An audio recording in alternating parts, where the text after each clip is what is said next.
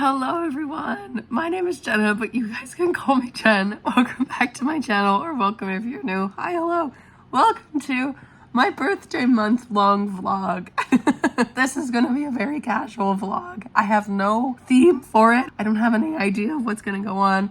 I just wanna film this month in a broader sense than my usual weekend vlogs. This is what I sound like because I'm sick, of course. Of course I start my birthday month sick. I'm turning 28 on the 6th of September, which is next weekend, or this weekend coming Saturday. It's in just a couple days because it's currently the 2nd of September, which is exciting. Usually when it becomes my birthday month, for the past few years, I've always wanted to like reread favorite books or read favorite authors or whatever. And a lot of times I actually was reading stuff like The Jasmine Throne and this series, but since that series is done, I don't really have anything of that to do. I don't really have any plans to like reread any books this month. I just have a lot of like fall TBR stuff that I would really like to do. So that is, I guess, what we're gonna do. I'm gonna talk about my TBR right off the top. I have a lot of arcs that I need to get through, as is per usual. I have, namely, number 1, The Isle in the Silver Sea by Tasha Suri. Actually, hey, this is via that author. Maybe we're just gonna make as September the Tasha Suri month.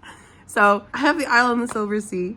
I also have arc-wise, I finished The Maiden and Her Monster yesterday, so that one's done. Other arcs that I have that I want to get to, arc specifically, I have Wild Reverence by Rebecca Ross, actually comes out today that I'm filming this. So I would like to get to that pretty quickly, even though I am behind on that, which is unfortunate. There's another one that's coming out today specifically that I don't remember, but I have a lot of things that I could be reading. Okay, so I did do a graphic. I did make a graphic that had like on Canva, because I love Canva so much, but I made a graphic that was like all the books that I wanted to be reading specifically in September and October. And do I remember them? No. Let me pull it up. So you might have already seen this on my TikTok or my Instagram, but here are my September hopefuls specifically. I have a buddy read of Where the Dark Stands Still with Megan Mazzaferro, who is an author, an indie author, and a beloved little friend of mine from TikTok and Instagram and stuff, which is awesome. She's also Canadian. We're buddy reading this, Where the Dark Stands Still. So this is literally the next book that I'm going to be picking up. I have these 2 library books. I have Isabella Bañez's Together We Burn, which is a dragon fantasy. And I have Erica T. Worth, who wrote White Horse. This is the 2nd release from that author, which I'm very excited about. I had no idea that they were coming out, or she was coming out with another book. I hadn't heard any news about it. So when she actually followed me on TikTok, and that's how I found out she had a 2nd book out. So very exciting. Haunting of Room 904. It's kind of hard to read that font. Actually, hold on, let me zoom. Oh, that's so much easier. Oh my God, okay. Now you can actually see things. Okay, so that is one that I'm definitely gonna get into when I'm in the spooky mood. These are cozy books that I've got slotted out for September, because September is also the month, because I love cozy fantasy. I'm a cozy fantasy author, or I'm a fantasy author who with 3 cozy fantasy books out, I should say, because the next books I write are not gonna be cozy fantasy.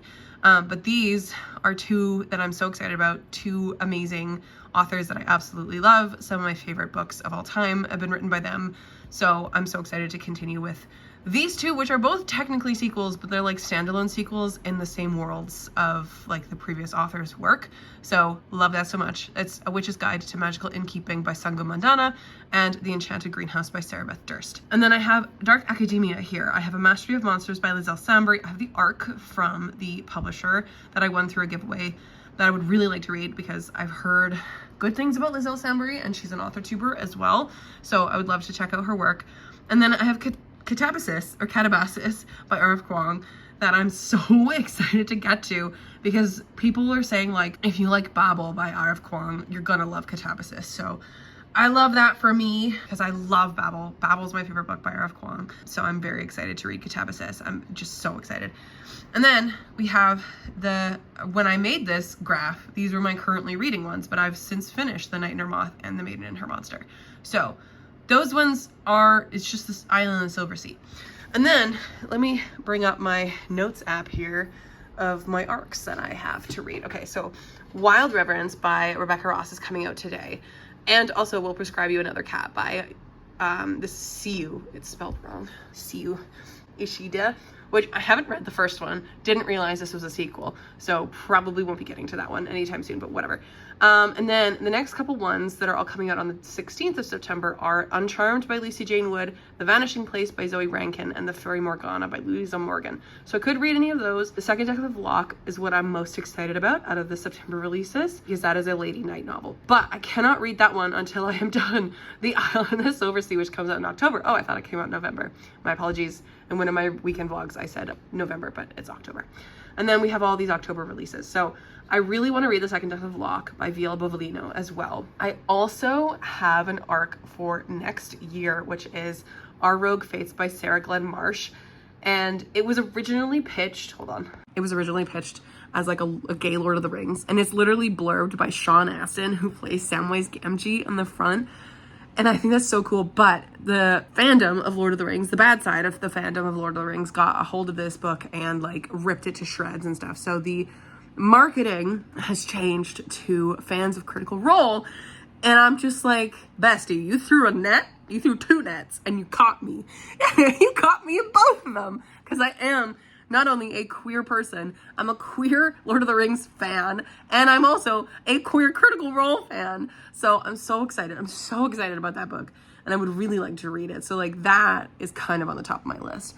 But I do have so many other arcs to get through. So we'll be reading a lot of arcs this month. But then other than that, those physical books that I talked through in my little graphic that I made on Canva, Where the Dark Stands Still is going to be my next pick. And then I really want to read the two from the library, Together We Burn and The Haunting of Room 904. So I think those three are like my next reads for sure. And I'm currently reading The Isle in the Silver Sea. And I'm also still currently reading a Samantha Shannon book. Two Samantha Shannon books. So The Dark Mirror, which is the 5th book in the Bone Season series, which if you've been around for a second, not even for a second, just a couple weeks, you'll know that I have an obsession with the Bone Season. And I read 1 to 4 in a week. And I got to The Dark Mirror, which is the 5th one, and I got scared. I'm 80 pages in and I'm scared. Because one, it's the last book that I have access to, because I don't know when book 6 is coming out. I think it's in 2026. And I'm also scared because I love these books so much, but they're also so painful. So I'm like, what kind of hell is Samantha Shannon gonna put me through? Anyways, so I did also get a package today from the book archive. This is the beginning of my birthday week purchases, which is unfortunate because I told myself I wasn't gonna buy as many things or any books or anything until my birthday. So I guess this kind of counts, but what I told myself was no more buying big things. I did end up buying a ring from People's Jewelers of all places that is coming in. It was $200 on sale, and I am obsessed with it. It's a new middle finger ring that I'm going to stack with this silver band that I have that is engraved with AF, LK, and then MZ. It's the initials of my main characters from the Irmo books, so that's my Irmo ring. The new ring I'm getting is coming in September 8th, so 2 days after my birthday, which is exciting. Anyways, I shouldn't be buying things, but it's my birthday, and that's how I've been justifying things. So first birthday present to me is this package, which is very exciting. To me, from me. Oh my god, the more I talk, the more I cough. There's 2 books in here and some goodies, because I saw some goodies on their website, and I love the book archive so much. They're a Canadian online bookseller.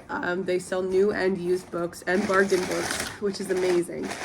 So, okay, so what I got for myself, they also just restocked my books, or not restocked, they stocked A Favorite Fae, which is so cool. So if you want to go support a Canadian place and buy A Favorite Fae, you can buy it from the book archive, which is very exciting. There's also a little thing here for the bookish tea that I got some other bookish teas, just this one. This is called Tragic Backstory, because it has English breakfast, orange peel, lemon peel, aniseed, cinnamon, lemongrass, and lemon verbena, and it sounds amazing. So I picked this up. Great, because I'm sick. I need some fucking tea. I also got this cutie bookmark, which is so fun. Double-sided. We love a bookmark. And the 2 books I got, first up, Moon Soul by Nathaniel Luscombe. I keep seeing this on their website, and it keeps calling to me, because how beautiful of a cover is that? And then finally, A Treasury of Swans, which is by the same author as Where the Dark Stands Still. So I've heard wonderful things about this. This is also just absolutely gorgeous. Look at this fucking cover. I'm obsessed. So that's the beginning of this video. Welcome to the vlog. It's gonna be a month long. Hopefully I don't sound like this for much longer, and talking doesn't trigger coughing. Welcome to my birthday month vlog. I'll catch you up in a bit, but yay. Hello friends. It is now September 3rd, technically the 4th, because it's 1 a.m. And I wanted to give you a little update on all the reading that I've done this month so far. I have read so far 4 books in the month of September, and I have liked most of them. That's great. I started September 1st, the first day of the month. Also, please excuse this. My nose is raw from blowing it so much. We love being sick. I started the month, September 1st was a long weekend day, and I ended up finishing both The Night and the Moth by Rachel Gillig, which I have out from the library right now, and also the ARC for The Maiden and Her Monster, which I gave a second chance after getting approved for the ALC, which is the advanced listening copy on NetGalley, because I forgot that I requested that one too. I did like that one a little bit more than the first time I read it, obviously, because the first time that I tried to read it, because I got 37% on the way through and DNF'd it because I was mad at it. It wasn't very good. Like, the characterization of the main character wasn't very good. Starting it over again and actually finishing it with the audiobook, I have an appreciation for the lyricism and the storytelling and how rich that book is with culture. And I think that's really its shining point. And that one I ended up giving 3.5 stars. But I really liked The Night and the Moth by Rachel Gillig, which is this huge surprise. I ended up giving that one 4.5 stars. Like, it is a huge surprise to me that I liked that one so much. It was extremely well plotted. The characters were really interesting to me, and the world was interesting, but like not fleshed out enough. So I really hope that with the series we get, I don't know if it's a duology or a trilogy we're getting with that one, I hope that whatever we get from it is something that we can explore more of the outside world, because I know a lot of this book was very internally set where our diviners are, and then also just like kind of going around this kingdom and trying to find these devices. But like the settings didn't feel very real to me. So like the actual world building setting wise wasn't very good, but the world building, like the magic and the gods and the lore was really cool to me. So like that one, the only downfall was the world building setting wise. And that's why I lost a half star. Like, it was genuinely really good. And I'm very happy that I enjoyed that, because I've read a previous Rachel Gillig, One Dark Window, didn't like it at all. So love that for me. Yay. And then September 2nd, I finished When the Dark Stands Still by A.B. Poranek, which is back on my shelves already. I decided to just read this. I was doing a buddy read with my friend Meg. She's also an indie author, Megan Mazzaferro, who wrote Have Yourself a Magic Little Murder, I think. Have yourself a magic little murder, I believe that is the title. I can't read it from here.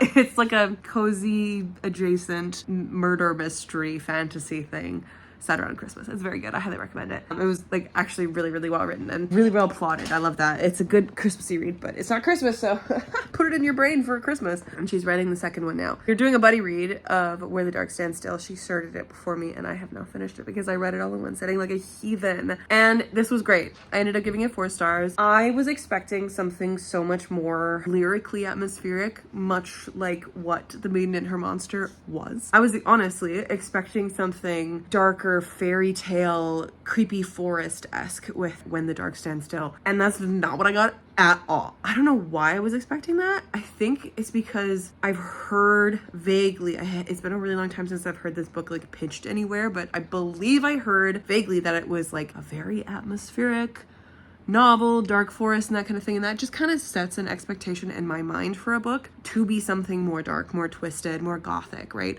This was not. Sure, there are moments that are very dark and have very gruesomely brutal shit going on, but it was so genuinely lighthearted and funny, though the ending very much is not. It made me sob. So don't expect a happy ending with this one, but the whole book, it took me a second to like settle into it because it felt so YA to me. So YA in the way of like, we have a protag who's just doing stuff because she can. At the very beginning, like she agrees to this deal with this random stag in the forest so quickly. And I would literally, it was one of the comments I left in the Storygraph buddy read that I'm doing with Megan. I was like, what do you mean she just agrees? Like there's no trick, there's no like forcing, like she just agrees. She's like, yeah, okay, cool. And I'm like, what do you mean she just agrees? That is the most unrealistic shit I've ever heard in my life. Like we didn't have enough build up or like realization to what her life was before this to like kind of lead into why she would choose to do that. We do get, by the end of the story, a definite like set out about what her life was like and why she ended up doing what she was doing at the beginning of the novel, and all these like secrets that she was holding very, very near and dear to her heart. But it was just like the quickest yes I've ever heard in my life. I was reading and I was like, what the fuck? That, like, it took me out of the story. And it took me a good, like, 20% before I, like, really started to sink into the vibes of the novel. And then I absolutely adored every second of it until the end. So I was just like, this is great. It is, like, I will recommend that book as a cozy adjacent book until the day I die. Because it just oozes. It oozes Howl's Moving Castle vibes so strongly. And I have read the book Howl's Moving Castle, and I cannot remember if it holds up vibe-wise to the movie, because I remember the movie so much more clearly. But the movie is what I'm going off of here. The vibe between... Hi, baby. She came zooming up here. The vibe between Howl and Sophie is exactly the vibe between Leshy and Leska, our two characters. I ate it up. Honestly.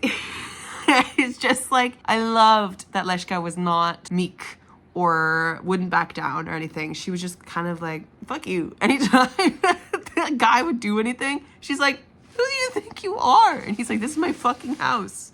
What do you want from me? And she's like, you're gonna answer my questions, you bitch. And you're also gonna eat my food. And it was just like, it gave the exact right vibe. So if you are looking for a Howl's Moving Castle vibe of a book, read this book, because it is the same vibe of that relationship. It is so good. It has like the lighthearted tone and like it felt like reading the movie Howl's Moving Castle. It was perfect. And I really, really enjoyed that. Even though I was sobbing at the end and I hate how it ended. I really enjoyed the book. I really enjoyed the reading experience. And I'm really excited to see what else A.B. Pornack has under their sleeve, because I think that'd be awesome. And I do have the next book that they've written, A Treachery of Swans, which apparently is sapphic. I'm so into it. And it's a retelling of, I want to say the Swan Princess, but I'm not sure. So maybe Black Swan? I don't know. I don't know.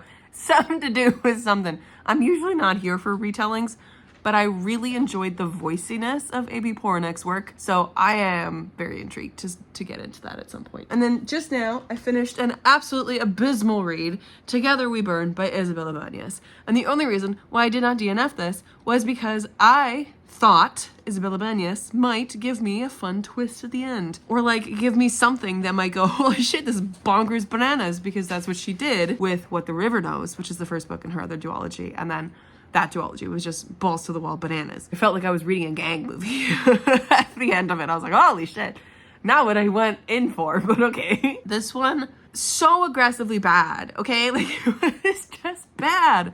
There was no chemistry between our two love interests. It, like, I guarantee you, our female main character, what the fuck is her name? It starts with a Z, Zayella or whatever. Zarella. I've literally finished this 3 seconds ago. Zarella knows literally nothing about this man, Arturo or whatever, that she's like obsessed with. And it's like, it's pitched as like slow burn romance. And I'm like, okay, whatever.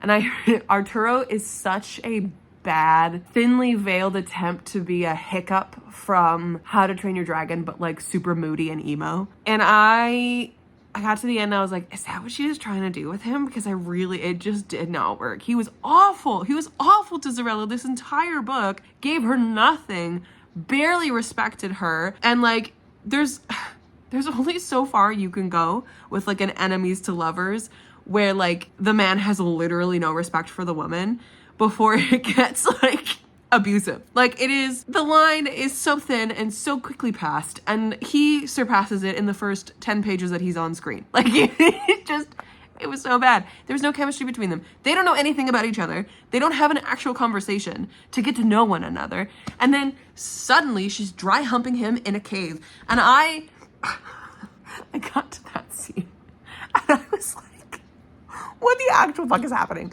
Why is Isabel Ibanez having her 18-year-old main character dry hump this man? It was awful. It was awful. And like, there wasn't enough. The story felt so empty, and it felt like it was trying so hard to be something dramatic and something it wanted to be.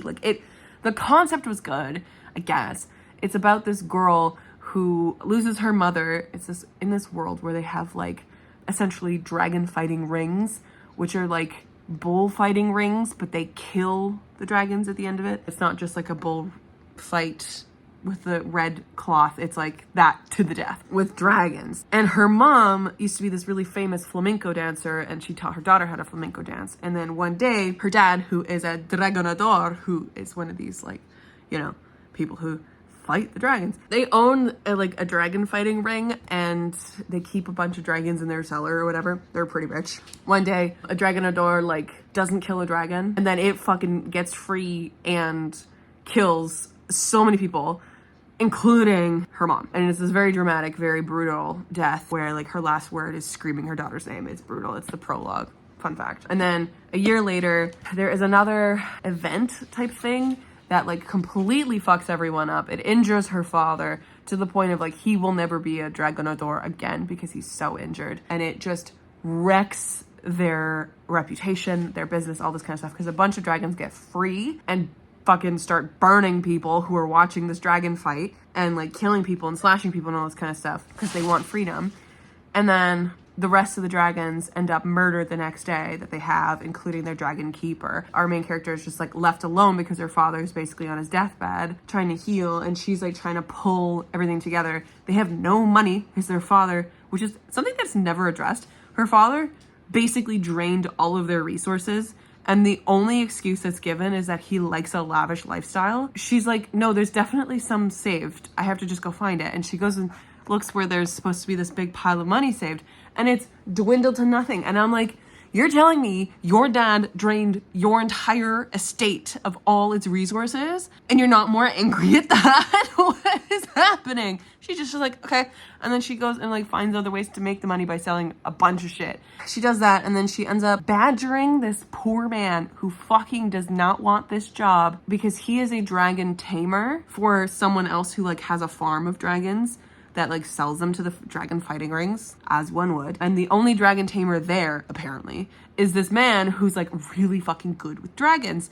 And she badgers him to the point of her starvation because she won't leave the property until he like accepts the position and like agrees to then train her to be a dragonador so that she can keep her family business afloat. Like, she badgers this bitch so hard. He does not want anything to do with her. He tells her no very clearly, and she does not take no for an answer. And I'm just like, holy shit. And he finally like lets her in because obviously she sat outside for 2 nights straight, hasn't drank anything, hasn't eaten anything, is in the rain. And he's just like, I don't want you to die on my hands because like, I don't want to be that kind of a guy. But fine, I guess I'll fucking work for you. This is her love interest? He hates her. He does not respect her at all, or her family, or what her family stands for. He does not believe in the killing of dragons. And yet, they're dry humping like 10 chapters later. No, it's much longer than that. But like, you know what I mean? It doesn't make any sense. She doesn't learn anything about this man. He knows way too much about her because she just gives everything up. It's one of those relationships. I hated them together because they don't have any chemistry. They don't know anything about each other. I'm so mad about it. And the worst part of it, guys, what Isabella Banez does, I've noticed in both her books, is that this one is more fantasy than the other one. The other one could arguably be a historical YA if it was, because it's set in like real world, like Cairo and stuff. It just has magical artifacts and they're barely mentioned. They're just there to make it fantasy. This book, it has dragons already. It has dragons already, all right? It doesn't need anything more magical than that, but apparently she's got to sprinkle some kind of magic in by taking magic wands that you like crack. They're like one-use wands.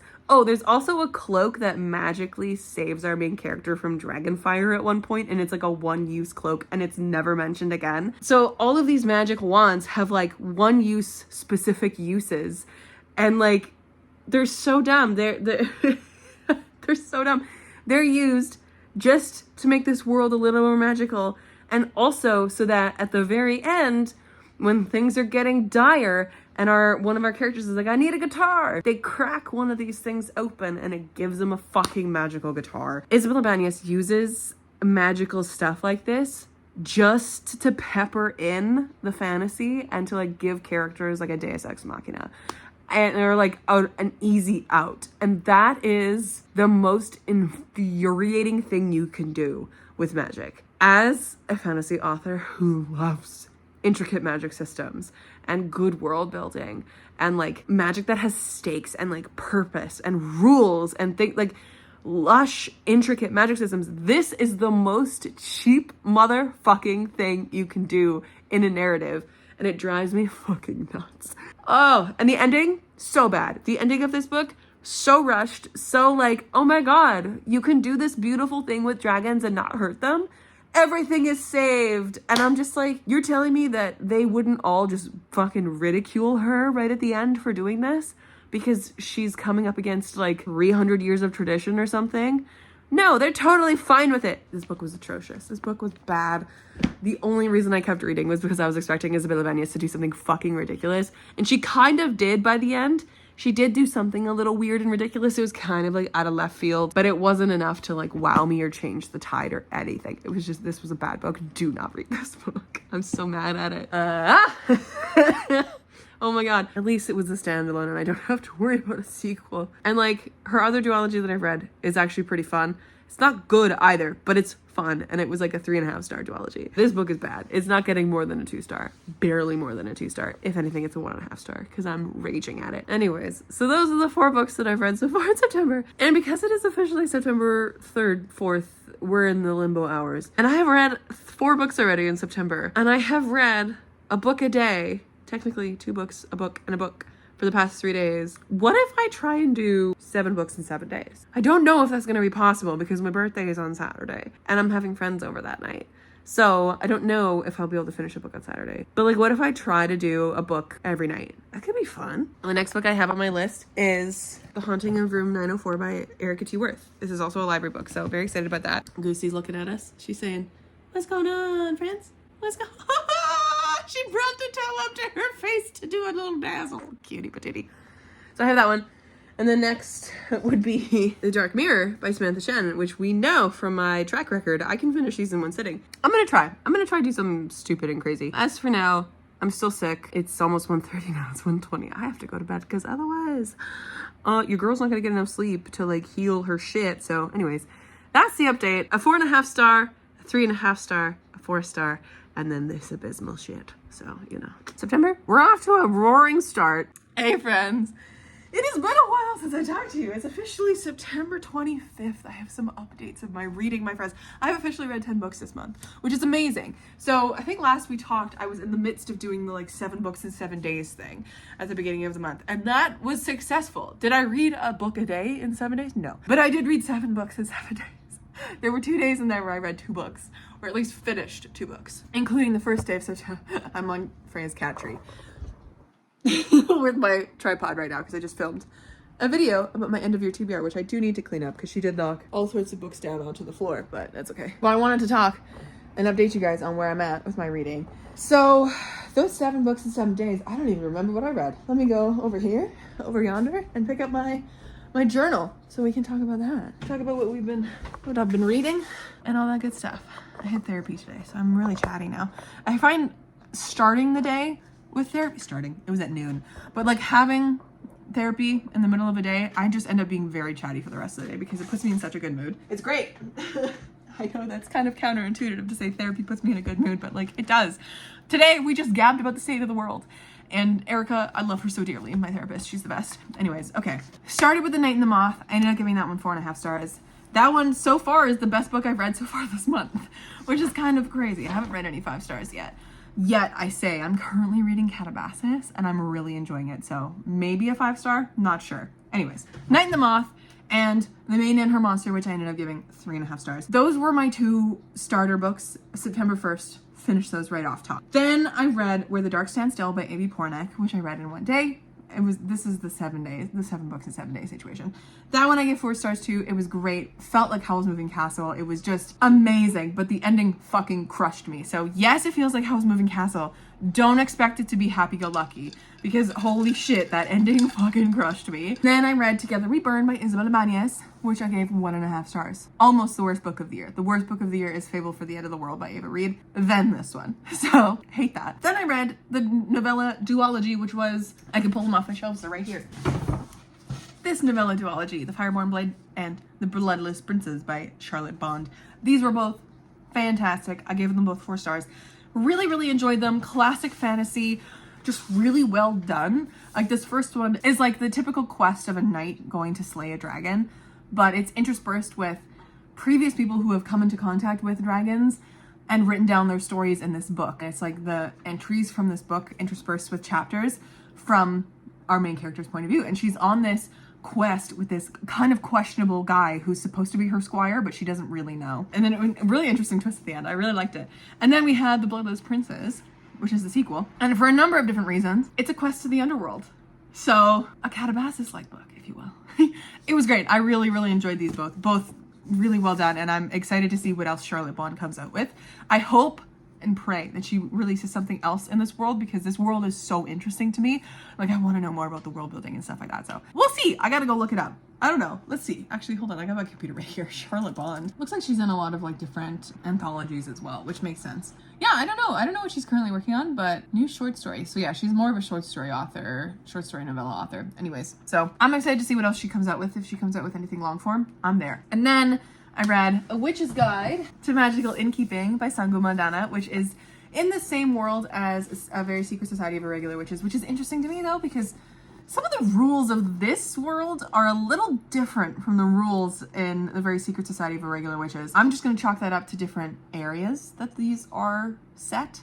Like, this is more UK, that one's more like Scotland vibes, I think. I could be wrong. Anyways, whatever. This was fun and cute. It didn't hit the same as the first one. I was expecting to go in and have a great time, and that's what I had. It was very cozy, very sweet. 4 stars. I really enjoyed this.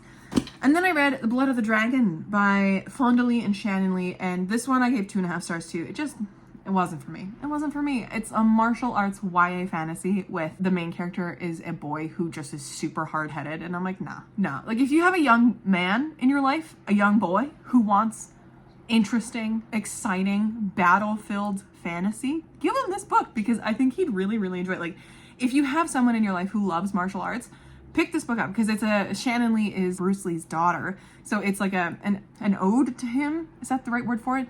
It's based on his martial arts life, basically. And so it was not for me. A lot of the martial arts in here was very monotonous, and I love a good battle book, but like, fuck, if every single one of these battles was drawn out like fucking hell. I think also if you like Evan Winter's The Rage of Dragons, you probably would like this one. Like, if you like a lot of combat, revenge heavy books, you'll probably like this one. You probably like this one. Those are the 8 books that I read. But yeah, this was book number 7 in those 7 days.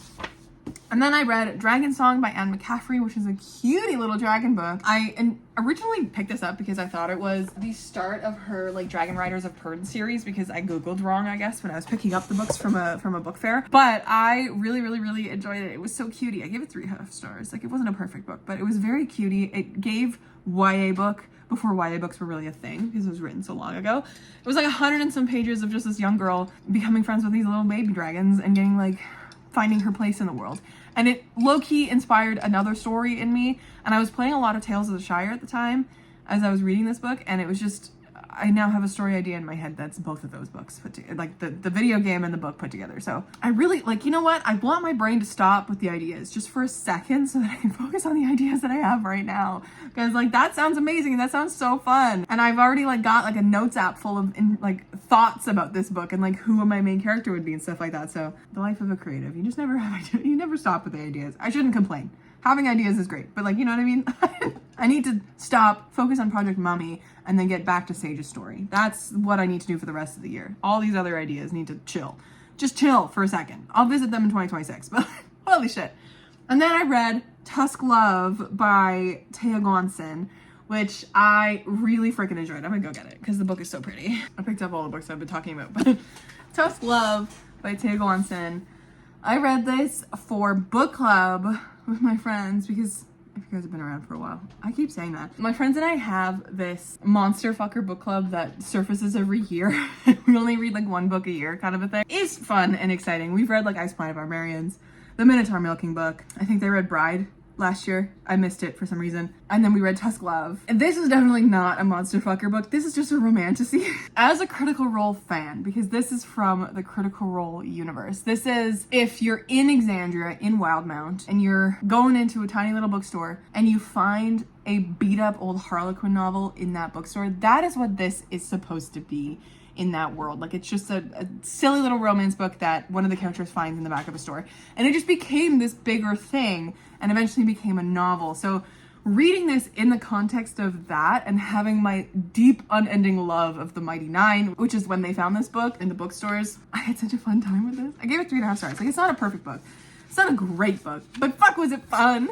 And like, it has this reversible dust jacket situation, and that's Jester and Ford on the inside, which like, it's supposed to be like a self-insert kind of a thing with Jester reading this, and the main character of this book, Tusk Love, is a half orc, and so she interposes Ford onto it going, oh, Oscar, all the time. Like, it was just, it's a silly, goofy time. I had a great time with this novel. It was genuinely such a great book club as well, because like, it's a silly, goofy time. One of my favorite things about this book is how many varied sex scenes there are in here. Like, a lot of times with a romantasy or a romance book that has more than like 1 or 2 sex scenes, is that the sex scenes become very repetitive and the same. They're just the same, you know? This one, every single sex scene was so different to me. Like, they're doing different things in each sex scene. It's in different spots, it's different places. And that just kept the spice of life very apt and wonderful. I had a great time with this book. And the little Easter eggs in here were so fun. I know it's supposed to be like a fictional book inside of a fictional universe, but like, it still had fun little Easter eggs in it. I will say the audiobook narrators were awful. Absolutely awful. They should have had Laura and Travis narrate this book, because that would have been eons better. Like, they picked the worst voice possible for Oscar. Like, he was just so mean and angry the whole time, and that's not Oscar. Like, that's not the character. They picked, like, the guy who voices Oscar in this audiobook is the same guy who voices the main character of Cav in The Last Watch by J.S. Dowse. He fits this character so good. This is a gritty, darker sci-fi, not a romantasy. Like, I don't know, it sounded like, my friend Sophie said it sounded like he was talking between his teeth the whole time. That's what it felt like. So not a good choice for audiobook narrator on his part. The girl was fine, mid. Her cadence was weird. I enjoyed this book a lot. I think it's so fun and so special. I had a great time with it, so yay. And listen, if all the books that come out of Critical Role are just fan fodder, I love that. I love that. I love the books that they pick and they have published. It's great. Anyway, so those are the books that I've read so far in September. This is not this one. This is also Dragon Song, by the way. This is the little cutie little copy that I have, and I'm obsessed with this art style. It's just so cute. Like, this is the first time that I've really come across an art style that I'm like, I low-key kind of want that tattooed on me, because this is so cool looking. And this is the second book, Dragon Singer. So this is a standalone trilogy in this world, and I only have books 1 and 2 from it, so I need to find book 3. But these are like little itty bitty bantam books, and when these were published, like, this one was $2.75. If we could go back to books being that cheap, I would have a great time. But these are just cutest little things. I wanted to start Anne McCaffrey's like Dragon Riders of Pern series, but I accidentally started at the wrong spot, so now I have to finish this trilogy first. But that's fine, because these are super cute, super fast, like a little bit middle grade-y vibes, which is just so fun. So I could read Dragon Singer next if I wanted to, but I'm currently reading Catabasis, which is what I wanted to talk to you guys about. So, or Catabasis, if you will. I am 358 pages in. I have only this chunk left. I am really enjoying this book. I have a hard time wrapping my mind around a lot of the stuff that they're talking about, because these two main characters are academics. And there's a couple spots in here where I've just been like, oh, academics, like derogatory. But I've been trying to really get into this and like think about it and just, you know, I got the notes I'm annotating. And really what I'm coming to the conclusion of is that Alice Law, our main character, is deeply, deeply, deeply mentally ill. And she just doesn't realize it. And she's so stuck in her ways. But like, it's academics. Like they just don't shut up. Especially these two. And there's a scene in here where Peter, our male counterpart, is talking to someone they meet in hell, because Catabasis, the meaning of Catabasis is that it is basically a story of a descent into hell, into the underworld. And that is what this book is. It's two academics going down into hell to try and rescue the soul of their teacher who died recently, their advisor, their professor. And as you go through this, you find out much more about the characters themselves, Peter and Alice, and their motivations and their justifications for things, the way their minds work. And then also you learn a lot about the professor himself, and I could not find a worse human being except for in Babel because like the guy who like rescues the main character in here, I don't remember his name, or the guy who rescues his name because my memory is shit, but like the guy who basically raises the kid in Babel to be this academic in this world, he's also just absolutely atrocious. But like, I found a worse man, and it is the professor in here. He's just fucking awful. I hate him so much. We haven't even met him yet, and I hate him. Like, we haven't met him in the narrative, like, actually as a character. He's just kind of this, I don't like him at all. And Peter was talking to this person that they met in hell about, like, the reasoning for why this person is trying to get out of hell. Like, she was a Cambridge scholar, but she committed suicide, and she was also under the same advisor as they were, and like their advisor has a really terrible reputation for being absolutely awful for very valid reasons, because he's an atrocious human being.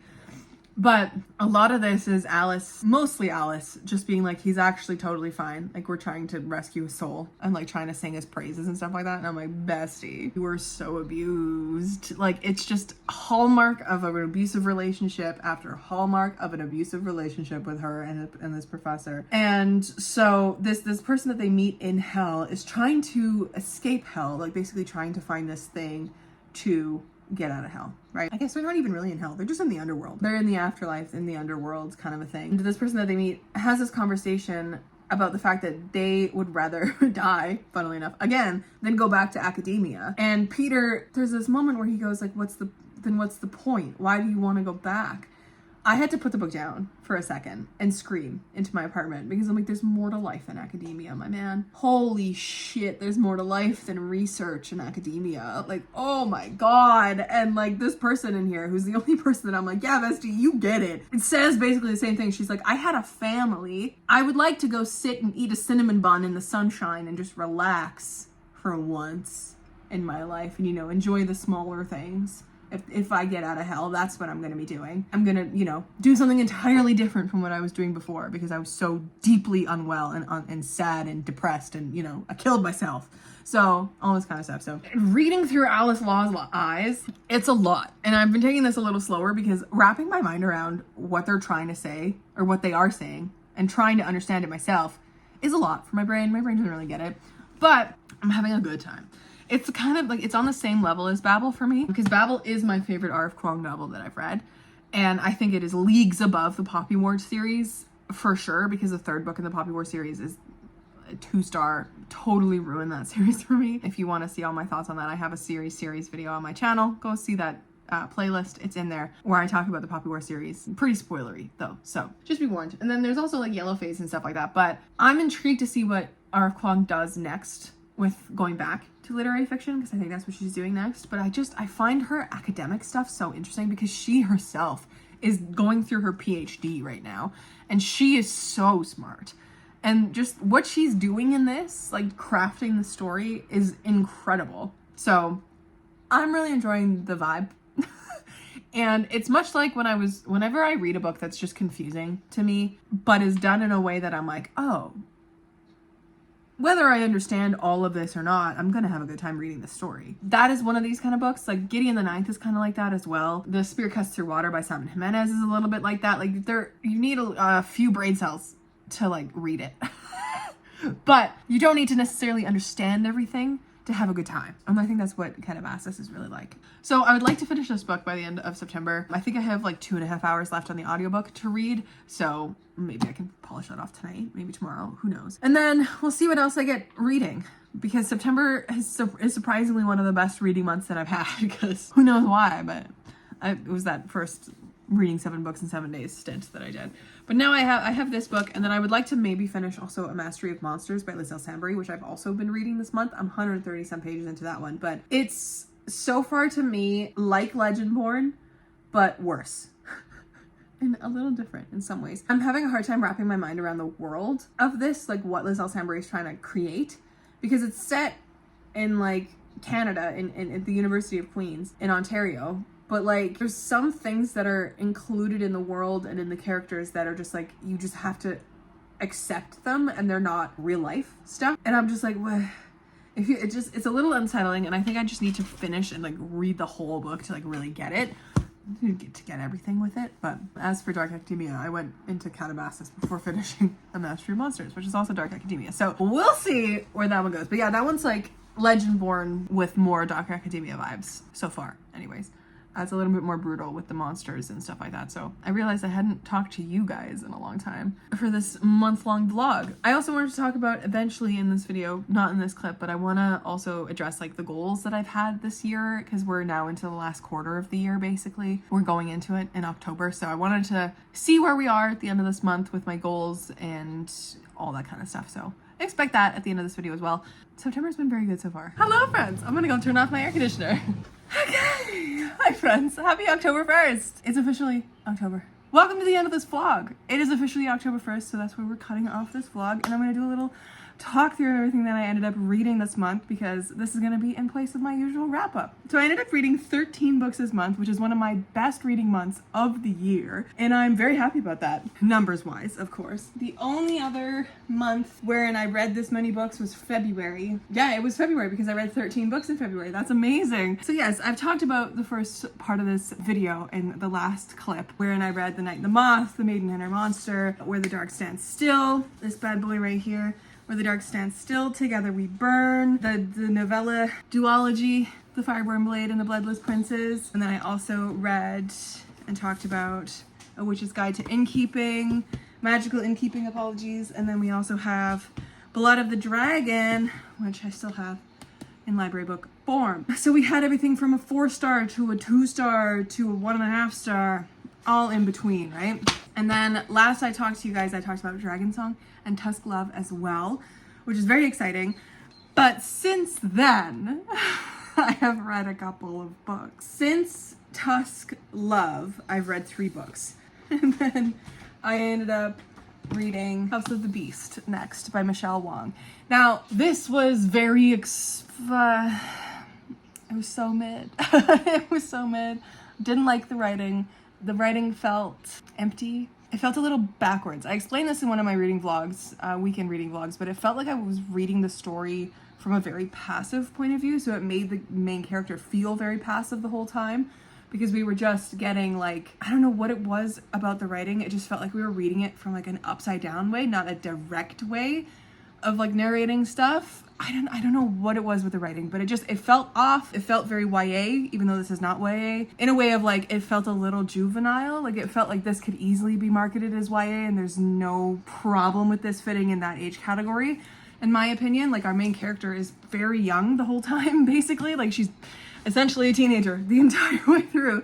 So I honestly don't know why this wasn't marketed as YA, because it just like, the way that it was written, it felt more aligned with a lot of the YA that I've read, and it had that, I don't know, it just had like a little bit of a juvenile tone to it, which is so weird to say. Or it's so hard to say sometimes with some books. This one is also like pitched as like gothic and all this kind of stuff. I did not get any gothic anything. Like it says here, it's blurbed by Ava Reed. It says soaked in gothic atmosphere. Where? Literally where? There was no atmosphere to this book. So it just really wasn't for me, which is sad because this book is absolutely stunning. I don't think I can return it because I have read it. So I'm going to probably just sell it on Facebook Marketplace. Someone will pick it up. It's a pretty book. But yeah, it follows Alma, who is a bastard who is shunned by society, who begs to her estranged father when her mother falls ill for help. Little does she know that she is a bastard of House Avera, one of the 4 noble families that serve the gods and are imbued with their powers. And her father is a vassal of the Dread Beast, the most frightening god of all, a harbinger of death. She goes with him in exchange for like his promise that he's gonna help her mom. Of course he doesn't. Alma loses her arm, her left arm, to the beast. So her father chops off her arm. So it's kind of like, is it Full Metal Alchemist, the anime with the one silver arm type of thing?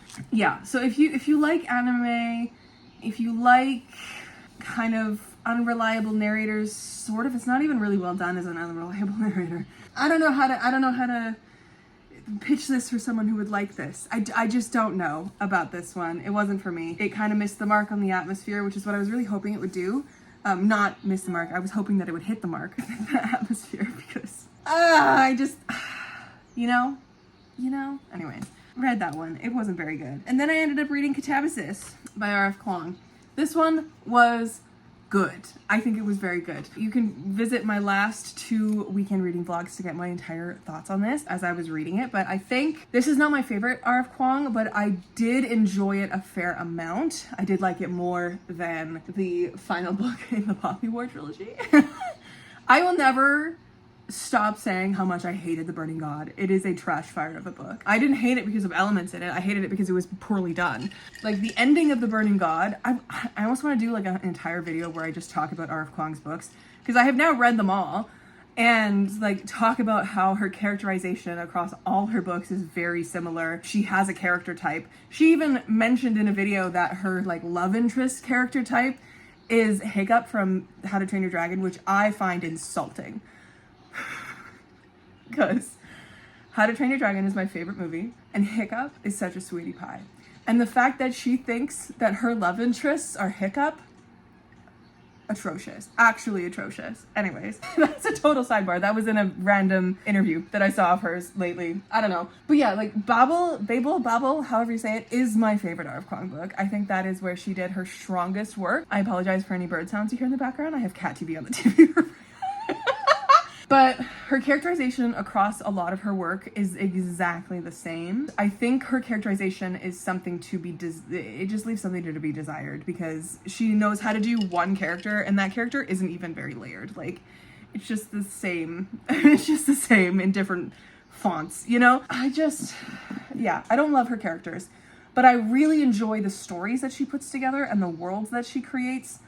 And I think her writing itself, like the actual prose, is one of her strongest suits because of the way that she can change that from book to book to book to book. Because the writing in Catabasis, I've mentioned in a number of places, very dry, very blunt, very to the point, feels like I'm reading a old British comedy movie with the Wes Anderson soundtrack in the background of my mind. Like, that is what it kind of felt like when I started Catabasis. And like the Poppy War is more lush and epic fantasy, and Babel is an entirely different game.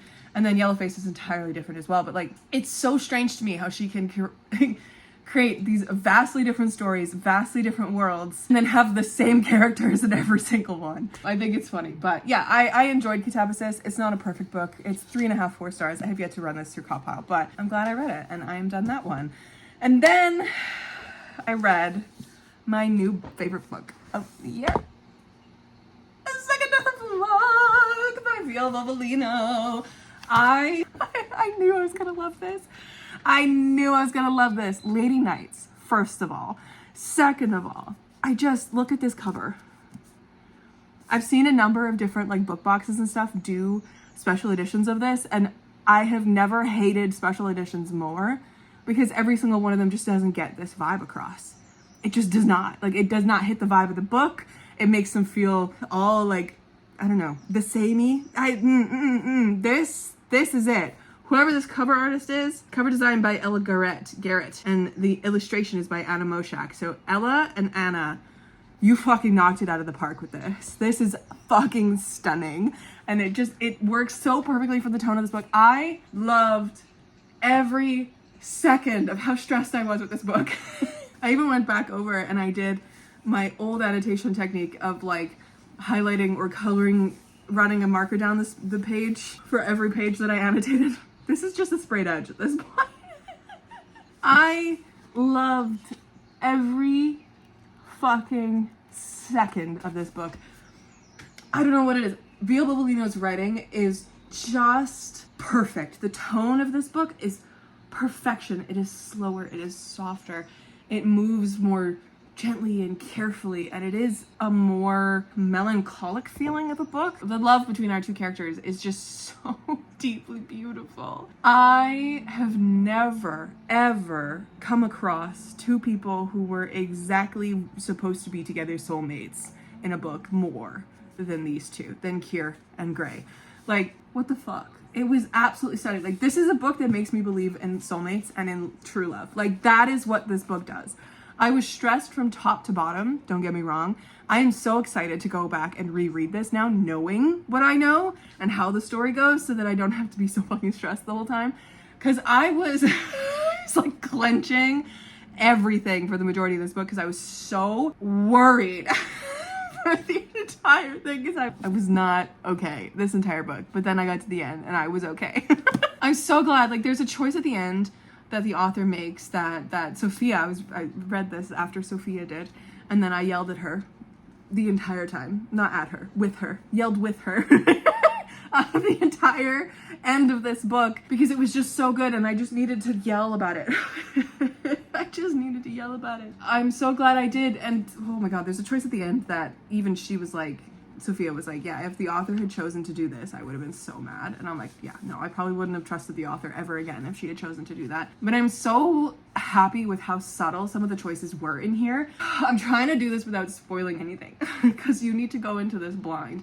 And I'm so scared to even recommend this to anybody, because I've been seeing so many people say that this is boring and bad, which it is not. I feel personally insulted when people say that about books, that it's boring. Where is the boring? You know what I mean? Like, So I'm terrified to even recommend this to people, because I don't want people to be mad about it or to rip it apart or anything. Like, this is one of those books that I do not want to hear a single criticism about it, because I do not believe they exist, and I don't want to believe. I'm gonna live in my little Delulu world. I just, yes. One thing I will say, this year, my reading, I just keep reading better books. The first half of the year, I was reading books that just weren't hitting the mark. Everything felt kind of lackluster. Yeah, I was reading one or two like good books, but nothing was really like knocking it out of the park again and again and again. Like 2024, the beginning of 2024 was a banger after banger. And I had so much fun. Even if they weren't all 5 stars, they just were so genuinely good reads.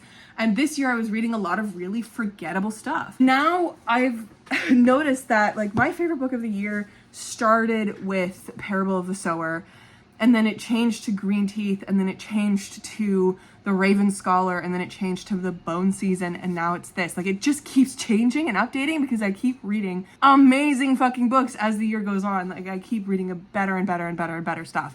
So I am so happy that I found another new favorite book, especially in my birthday month. And this was the 5-star of the month as well, the only one we have. The only other high-rated book is The Night and the Moth, which is 4.5 stars. I have not put in the last 2 books or 3 books that I read into my cop pile, so I'm gonna go do that, and then I'm gonna come back and we're gonna talk about goals and stats and all that kind of stuff to wrap up this video. Okay, we're gonna have to just deal with my air conditioner being on, because I am hot. I'm trying to emulate cozy because it's October 1st with this long sleeve, but I'm warm. 13 books read this month. Amazing, amazing. Let me pull up my goals. Read 120 books. Still haven't done that. I've read like 80 something. Use the library more. I don't know. A couple of the books this month were from the library, so I have been really good at actually, reading from the library. So that's awesome. 1, 2, 3 books were from the library this month, which is nice. And the rest of them were from my own TBR. Nice. Read more sci-fi. Did not read any. Did not read any this month. Oh no. But I think I'm doing okay on that one, because I read 17 last year. And this year, I'm not doing any better. This year I've only read 9. I thought I was doing a lot better than that. Oh no. Oh no. Well, I guess also I have read 9 dystopia, which kind of counts as sci-fi, so 18. So I guess I have done. Okay. We're fine. We're fine. And then of course hit the 50-50 ratio on BIPOC books. So after filling everything out, my ratio is 50.5% yes and 49.5% no. I have read 48 books by BIPOC authors and 47 by non-BIPOC authors, so I am just eking over that. And I would like to get us back into like a majority BIPOC authors instead of just being at 50-50, but in previous years it's been less than 50%, so I would like to keep it at least 50%. So I'm doing very well with this one. I'm very happy with myself. And how I've been doing that this year is making sure that for every white book I read, I at least read one book by a BIPOC author. I'm trying to essentially beat out the publishing system because a lot of what publishing promotes is white authors, of course. So I actively search out people who are BIPOC authors who are coming out with debuts. I'm adding them to my following on Instagram and TikTok, and I'm following creators who are promoting diverse reading and all that kind of stuff. And that is how things are working for me, so yay for that. We love it. I have also read only 18 books by men this year, which I think is so funny. I have not been like pointedly going out of my way to read books by women or by non-binary authors, but I just have been reading so many women authors. I've read 71 books this year by women authors and 5 by non-binary authors. There are a couple like multiple authors as well that I've read, but they both in the multiple author team have been women. So, and then 18 by men. Oh, that makes me happy. That makes me very happy for no reason at all. I also wanted to read more Canadian books, which I don't know how many Canadian books I read last year. I have read 13 Canadian books, which is not a lot. Not a lot, but I've read 15 British books. So let's go back to 2024 and we'll see how many I read in total for my Canadian reads. Okay, so last year I read 16 in total.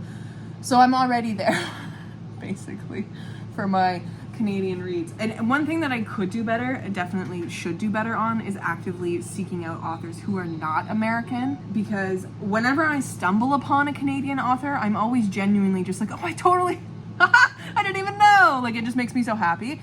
So actively going out and searching for properly Canadian people should be my goal, and I should do that more often going forward. And I think that is also going to help my reading Indigenous authors. That wasn't a goal that I wrote down, but I should read more Indigenous authors. Everyone should, especially after Truth and Reconciliation Day yesterday. It reminds me that I need to do better with that, and also gives me more TBR books, which I love. I love reading and looking through all the Truth and Reconciliation posts. I really do. For multiple reasons. For, more books on my TBR, but also for learning more, right? Finished 10 series. I did read a series this month, and I totally forgot to mark that off. Where is here it is, September 10. I read my 6th one, because the 6th one was the Fireborn Blade novella duology by Charlotte Blonde. Yay for that. And if you haven't seen my end of year TBR video, go check that out, because I do talk about the 7 possible series that I could be reading at the end of the year, or for the rest of the year, to like wrap up my goal of reading 10. So I only need to read 4 of those 7, but I have 7 possibilities. So there is that. But yes, this is my series page right now and what it looks like. So these are the 10. Everything in the back of this book just fell out. Here are the 10 little circles for when I want to finish series is there. So yay. Anyways, my friends, I think I'm gonna leave this here. September was a good reading month. Like overall, like just numbers wise and also just in general of like reading fairly good books. I'm very happy that we've only had like one super fail, which was the Together We Burn by Isabella Bañez, which was the 1.5 star, and then The Blood of the Dragon, which was 2.5 stars, and I guess also The House of the Beast, which was also 2.5 stars. But I ended up rating Catabasis 4 stars, and obviously The Second Death of Locke is 5 stars. It's a 6-star book for me. It just blew me completely out of the water, and I love it so much. So anyways, my friends, that is everything from me for the month of September. Let me know down below if you'd like to see one for spooky season, because I kind of have a feeling I will be doing one for spooky season, because I think that could be really fun with all of these spooky books that I have coming out. So I like doing monthly reading vlogs as well. It allows me to document the books that I'm reading outside of the weekend vlogs, even though it's kind of rare that I read outside of the weekend vlogs. This month definitely was one of those reading outside of the weekend vlog month. It also documented my reading 7 books in 7 days at the beginning of the month, which is crazy. And I think this was a really good month for reading overall. Like, I read some solid books this month and I'm so happy about it. And books are now falling. So I'm gonna go. Thank you so much for hanging out with me this month. I'll catch you in another video very, very soon. Stay kind and keep on reading.